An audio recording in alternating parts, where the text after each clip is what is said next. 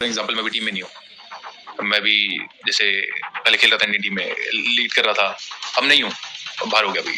अब जैसे शुमन अच्छा कर रहा है, बहुत अच्छा कर रहा है, और मैं मेरी 1-2 सीरीज खराब हुई थी तो मैं बाहर हो गया, तो मैं उसको लेके उदास भी तो रह सकता हूँ। कैसे बीसीसीआई की घिनौनी चाल ने हमारे गब्बर के कैरियर का द एंड कर दिया, और साथ में आपको विराट कोहली की सच्चाई भी पता चल जाएगी।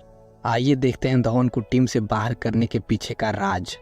शिखर धवन ने अपने कैरियर में इंडियन क्रिकेट को बहुत कुछ दिया, और जब वो सीनियर हो गया और टाइम आया बीसीसीआई को उन्हें बैकिंग देने का, तो पहले तो उन्हें घिनौने खेल खेलकर कैप्टेंसी का लालच दिया गया, और फिर उनके कैरियर का राम नाम सत्य कर दिया गया। आज आपको बताएंगे कि कैसे शिखर को शिखर से शून्य तक लाया गया। साल था 2019। इंडिया ऑस्ट्रेलिया के बीच वर्ल्ड कप का मैच खेला जा रहा था। 150 की स्पीड से आई बॉल ने शिखर का ऑन द स्पॉट अंगूठा फ्रैक्चर कर दिया, जिसके बावजूद भी शिखर धवन खेले और तेज तरार सेंचुरी ठोक डाली और मैन ऑफ द मैच भी बने।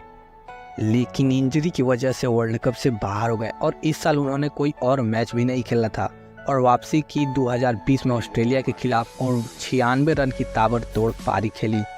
लेकिन अब चीज़ें पहले से काफ़ी बदल चुकी थी। कुछ अच्छी इनिंग खेलने वाले केएल राहुल ने माहौल को अपने बेनिफिट का बना दिया था। अब शिखर धवन कितने भी रन बना लेते, लेकिन बीसीसीआई कभी भी इसको एप्रिसिएट करने वाली नहीं थी।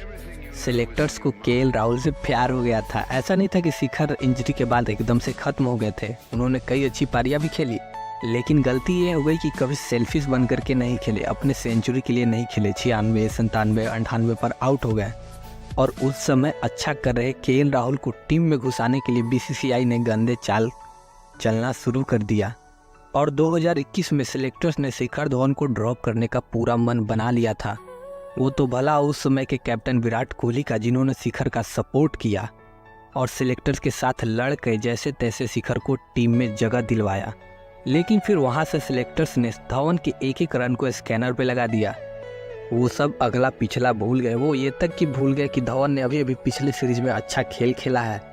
शिखर ओडीआई में अच्छा खेले, लेकिन T20 में उनका परफॉर्मेंस एवरेज ही था, जिसके बाद शिखर को फिर एक ही फॉर्मेट में खिलाया जाने लगा, और वो था ओडीआई।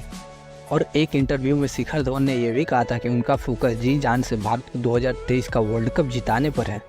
शिखर ओडीआई में फॉर्म में चल रहे थे। चाहे 2022 की साउथ अफ्रीका सीरीज में हम क्लीन स्वीप हुए, लेकिन वहाँ शिखर धवन ने 3 में से 2 ओडीआई में 50 लगाया था। वेस्ट इंडीज़ के खिलाफ भी उनका परफॉर्मेंस अच्छा था, लेकिन यहाँ से साफ दिखने लगा था कि दाल में कुछ काला है। बीसीसीआई वाले सिर्फ शिखर को कैप्टेंसी का लॉलीपॉप दे रहे थे, और वे शिखर को फेल करना चाहते थे। जिम्बाब्वे सीरीज के लिए टीम अनाउंस होती है, कप्तान से शिखर धवन।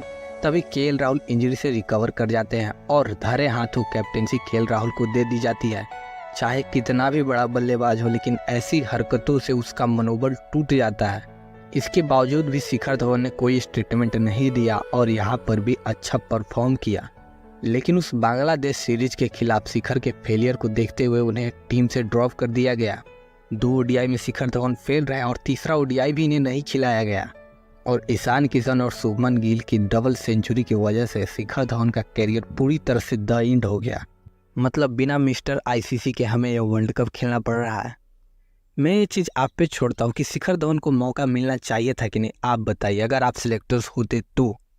और इस चैनल को सब्सक्राइब करते जाइएगा, और इस वीडियो को भी लाइक करते जाइएगा।